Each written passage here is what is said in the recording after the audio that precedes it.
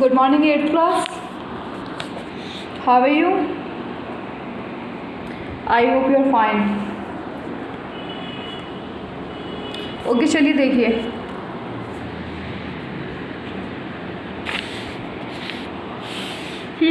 कल हम लोगों ने कहाँ छोड़ा था? यहाँ ना ध्यान से देखिए, चैप्टर नंबर 1 चल रहा था।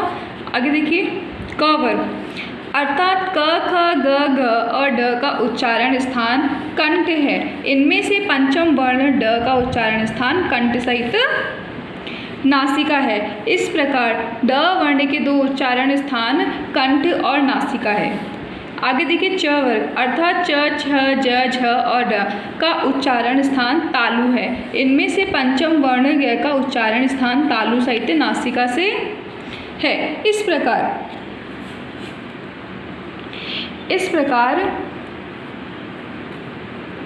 च वर्ण के तालु और नासिका के दो उच्चारण स्थान हैं। ट वर्ग अर्थात ट ठ ड ड और ण का उच्चारण स्थान मूर्धा है। इनमें पंचम वर्ण ड का उच्चारण स्थान मूर्धा सहित नासिका है। इस प्रकार न वर्ण के मूर्धा और नासिका दो उच्चारण स्थान हैं। त वर्ग अर्थात त थ द ध और न का उच्चारण स्थान दंत है। इनमें पंचम वर्ण न का उच्चारण स्थान तो दंत सहित नासिका है। इस प्रकार न वर्ण के दंत और नासिका दो उच्चारण स्थान हुए। प वर्ग अर्थात प फ ब भ और म वर्णों का उच्चारण स्थान है। एक मिनट बच्चों, देखिए, प वर्ग अर्थात प फ ब भ और म वर्णों का उच्चारण स्थान ओष्ठ है। इनमें बच्चों ओष्ठ आप समझते हैं ना, होठ लिप्स को कहा जाता है। इनमें से पंचम वर्ण मै का उच्चारण स्थान ओष्ठ सहित नासिका हुआ। इस प्रकार मै वर्ण के ओष्ठ और नासिका दो उच्चारण स्थान हुए। अतः विद्यार्थियों को यह अच्छी प्रकार से समझ लेना चाहिए कि यदि परीक्षा में ड ड ड न म वर्णों का उच्चारण होता स्थान पूछा जाए तो विद्यार्थियों को ऊपर बताए गए दोनों उच्चारण स्थानों को साथ साथ लिखना चाहिए। इन्हें निम्न तालिका में देखिए। अब निम्न तालिका में देखो, इसमें बता रखा है वर्ण और उच्चारण। ड कंठ सहित नासिका, कंठ मतलब गले से नासिका तक। ड तालु सहित नासिका, तालु आप जानते हैं जीभ का निचला हिस्सा, वहाँ से लेकर नाक तक। ड मूर्धा जीभ से लेकर नाक तक। दंत सहित न दंत सहित नासिका, दांत से नाक तक। ओष्ठ म होष्ठ सहित नासिका, होठ से नाक तक। ये आपके देखिए, एक ही आपको एग्जाम्पल दे रखा है, दिया हुआ है ना, बहुत शॉर्ट में आपको दे रखा है। देखो नासिक के, अब नासिक के वर्ड दे रखे कि नाक से कौन से बोले जाते हैं? ड ण ण न म दंत। देखो ड के ऊपर है ना, दंत के ऊपर दांतों की तरफ क्लिक कर रखा। त वर्ग ल र स। मूर्धन्य मुंह से बोला हुआ री री, ट वर्ग रेश है। दंतोष्ठ है व, दंतोष्ठ है व। ओष्ठ है होठ से उ उ प वर्ग। कंठोष्ठ है ओ और औ। कंठ है अ आ क वर्ग ह। आगे दे रखा है कंठ तालव्य। देखो तालव्य, तालु के बारे में बता रखा है ना, ए और ए।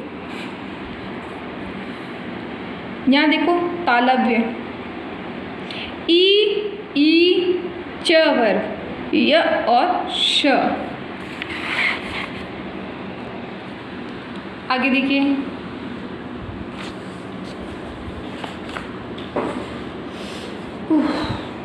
बहुत गर्मी है बच्चों। कंठ तालु, ए और ए वर्ण कंठ और तालु दोनों स्थानों से मिलकर बोले जाते हैं। अतः ये कंठ तालव्य वर्ण कहलाते हैं।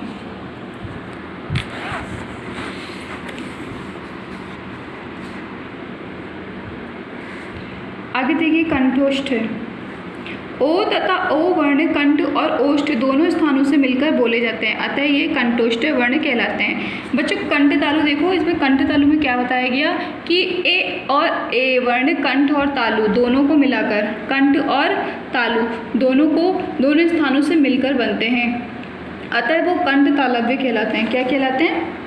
कंठ तालव्य। आगे देखिए, कंठोष्ठ ओ तथा औ वर्ण कंठ और ओष्ठ दोनों स्थानों से मिलकर बोले जाते हैं, अतः इन्हें कंठोष्ठ वर्ण कहते हैं। क्या कहते हैं इन्हें? कंठोष्ठ वर्ण। एक सेकंड बच्चों,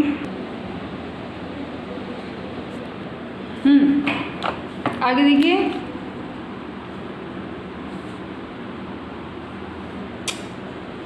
दंतोष्ठ वह वर्ण दांत और होठों से मिलकर बोला जाता है, अतः इसे दंतोष्ठ वर्ण कहा जाता है। जीवामूल जीवामूलीय का उच्चारण स्थान जीवामूल है। जीवामूलीय क और ख। जीवामूल्य बच्चे कैसे होता है, समझ में आया? जीवामूल्य के लिए कह रहे हैं, जीवामूल्य का उच्चारण स्थान जीवामूल है। बच्चों जीभ के लिए लिखा जाता है, जो जीभ के द्वारा, जैसे इसने बताया क और ख, जिसको बोलते समय जीभ पर ही ज़्यादा जोर पड़ता है। आप क्या बोलते हैं? क्या बोलते समय ना तो आपको होठ हिलाने पड़ते हैं, ना आपको कंठ की जरूरत पड़ती है, सिर्फ जीभ, आपकी मूर्धा। जीभ से ही क्या होता है कि जीवा, आपकी जीवा से क्या करना पड़ता है? जोर लगाना पड़ेगा। जैसे क,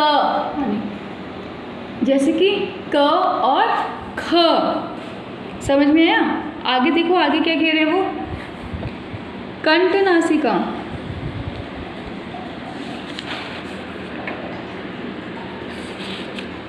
मुख कंठ तथा नासिका से उच्चारित वर्ण अनुनासिका कहलाता है।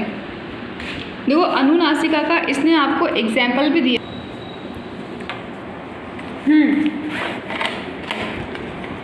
कंठ नासिका, मुख कंठ तथा नासिका से उच्चारित वर्ण अनुनासिका। देखो चंद्र बिंदु होता है ना, जैसे अपने उसके नीचे इसने डैश लगा करके आपको संस्कृत की एक मात्रा बताइए, इसे क्या कहते हैं? इस मात्रा को अनुनासिका। बच्चों इस बात का ध्यान रखना, इस मात्रा का नाम होता है अनुनासिका। जैसे अपने अनुस्वार होता है ना, अनुस्वार भी इस तरह से होता है, बस अनुस्वार के नीचे डैश नहीं लगा हुआ होता, इसमें ये डैश लगा हुआ है, इसे क्या कहा गया है? अनुनासिका कहलाता है। अतः अनुनासिका का उच्चारण, अब इसका उच्चारण कैसे होता है? देखो कंठ और नासिका है हमारा गला, कंठ हमारे गले और नासिका मतलब हमारी नाक। विद्यार्थियों की सुविधा के लिए वर्णों की उच्चारण स्थान तालिका नीचे दी जा रही है। उच्चारण स्थान तालिका देखो सूत्र के साथ में है। उच्चारण स्थान कंठ तालु मूर्धा दंत ओष्ठ नासिका, कंठ तालु कंठोष्ठ दंतोष्ठ जीवा मूल कंठ नासिका। वर्ण दे रखे हैं, देखो सूत्र क्या है इसका? कंठ का अ कहु विसर्जन नहीं आना, हाँ कंठ। अ आ क ख ग ग ड ड ह विसर्ग संज्ञा नाम है, कंठ है। तालु देखो इचु यशा नाम तालु, ई च छ ज झ ड़ य श तालव्य। मूर्धा री टूर शाणा मूर्धा, रिटूर शाणा मूर्धा। ये क्या है? ये सूत्र है किसका? मूर्धा का। री री ट ठ ड ड ण र श। दंत लतु रसानाम दंताः, ली त थ द ध न ल स। ओष्ठ उपपद्मानीया नाम ओष्ठो, उ ऊ प प ब भ म उपपद्मानीय प और फ। नासिका का देखो रिमण णनानाम नासिका चह नासिका अनुस्वारस्य ड ण ण न म अनुस्वार। देखो अनुस्वार को लिखा है लेकिन अनुस्वार का सूत्र ये रहा मात्रा। कंठ तालु,